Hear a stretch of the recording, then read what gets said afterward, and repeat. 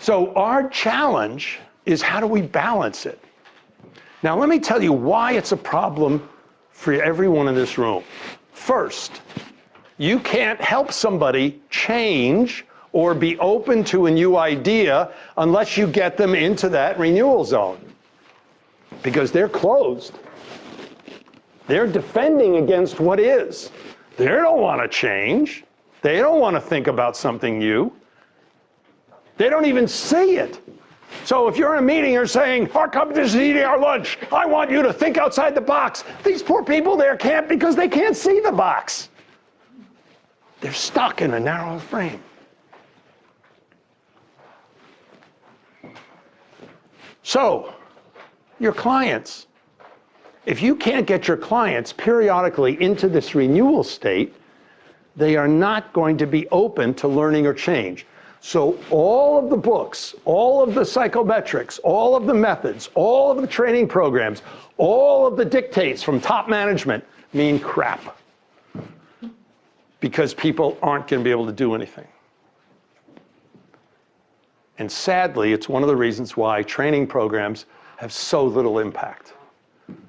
I mean, back when I was running the company that later became half of the Hay Group McBurr & Company, I ended up being the president of the industry association in the training and consulting industry. And I got to say, I mean, we all thought we had the God's answer, you know, and the latest panacea. And that's how we talked about it in our materials. But every time people put it to a random assignment control group test, corporate training in government or companies has very little effect. And lest we fool ourselves, it just helps with guilt alleviation for folks in executive positions or sometimes HR to say, yes, well, we're doing something. Well, you're only doing it if it works. Now, management education is even worse. MBA programs are a total waste of time from almost every institution in the world if you're trying to learn to manage or lead. Now, there are some institutions that do a superb job, but they tend not to be the ones that are the most highly ranked. You know, it's like Alverno College, a women's college in Milwaukee, has a track record since the 70s of having their graduates really have a lot more capability than they entered. I'll show you some data later. I was studying for the group that accredits business schools above average MBA programs in the 80s and 90s, and we showed that people going to full-time MBA programs graduate with statistically significantly less social intelligence than they had when they came in. I'll give you the neurological reasons for that in a little bit, but for now, what I want to say is a lot of it is because we don't help people manage this balance.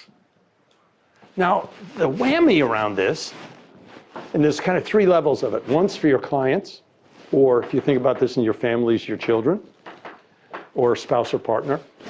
The other level is yourself.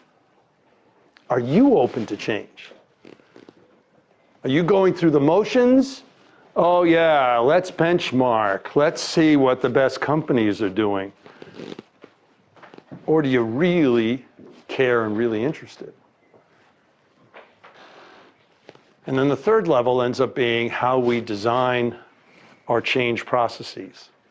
And this is where, if you're in HR, you've got a real dilemma, because everything from the published research says that the last thing in the world you want to do is go company-wide with the program. Because as soon as you go company-wide, it becomes an obligation, and then it has about the power of diversity training, which, I mean, diversity is crucial. But we have killed most diversity efforts by putting people through diversity training because of the nature of what it does. So I would contend we need a lot more doses of renewal every day.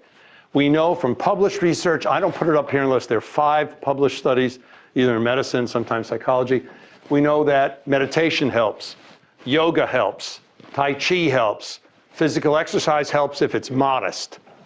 Prayer helps if you're praying to a loving God. If you're praying to, you know, God, you're a sinner, you have to repent, or you don't believe in the same God I do, therefore I have to kill you. That stimulates the stress response. Being hopeful, feeling hopeful about the future helps. That's why it's not good to watch the news. Being in a long-term loving relationship really helps. And, you know, finding somebody for the weekend is not the kind of thing. Really has to be more stable than that. Helping people in the community who are less fortunate helps. Helping the elderly helps. I like to point out to my students, helping elderly professors helps.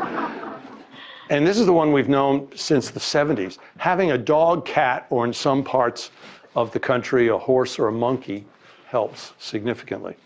It's the stroke. I have 2 golden retrievers, and when one of them come up to me and they want me to pet them, regardless of what I'm doing and how I think I'm saving the Western world or the world, I stop and I'll pet one of them. Then she goes into a renewal cycle. Then I start to pick it up, and I'm going into it, and then she's going into it, and we're having a whole moment here, you know? But that's how it works. It doesn't work with fish or with birds, sorry. And then a few years ago, I saw of the 5th study that laughter, joy, and playfulness does. And then just 2 years ago, I saw the 5th study published that a walk in nature does. Now, these are studies that show it works for men, women, any culture, any race. They're universal.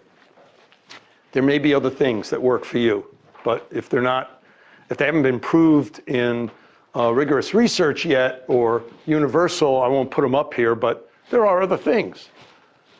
So the challenge is, how do we do more of that? And your dilemma is you can't help other people be open if you're not feeling open. You know, it's this whole unconscious contagion thing. So how are you managing your own openness and your own excitement?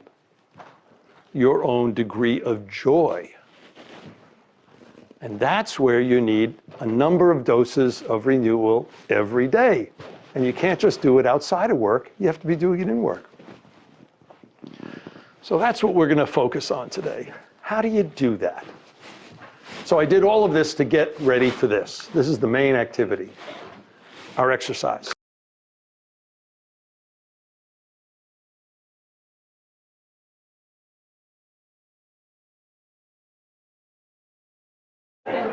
Okay, we talked a little bit before about why mindfulness and emotional self-awareness is so important. Let me give you a chance to practice. So as you were remembering these people, these moments, how did it feel? Comforting? Okay. Uplifting? Thank you. I'm sorry? Warm? Joyous? Cathartic. What's the feeling there? It was almost, I could feel the relief. Again. So you're not just saying the release, it's the relief. Yeah. And you gestured like this, so it's like a calming down. Okay, and somebody back here said? It was happy. Happy? Okay. I felt grateful. Grateful, yeah. Others? Feel? I'm sorry? Yeah, thankful. Thankful? Love? Inspired? Yeah, inspired.